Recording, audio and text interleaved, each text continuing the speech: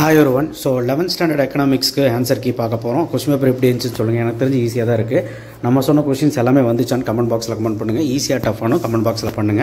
நான் அடுத்த காமர்ஸ் எக்ஸாமுக்கு இம்பார்ட்டன்ட் போடுவோம். அதனால Subscribe பண்ணி வெச்சுக்கோங்க.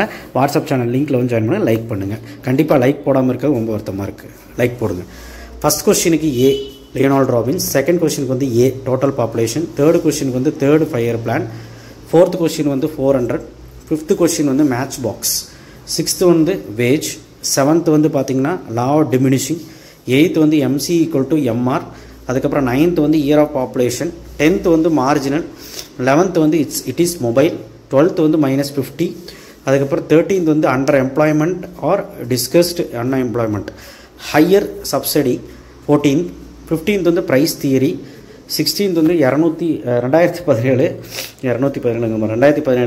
17 வந்து மோனோபோலி, 18 வந்து மேன்மேட் அப்ளையன்சஸ், 19th வந்து சென்னை, 20th வந்து டிஃபரன்ஷியேஷன்.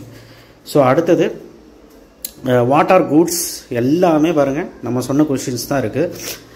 இதுவுமே ஈஸியாக தான் இருக்குது, கம்பல்சரி. அடுத்தது 3 மார்க்கும் எல்லாமே நம்ம சொன்னதாக இருக்குது. அண்ட் தோ இந்த சம்முக்கான ஆன்சரும் நான் இங்கே சைடில் போட்டிருக்கேன் பாருங்கள், டிஃபரன்ஷியேட் பண்ண ஆன்சர்.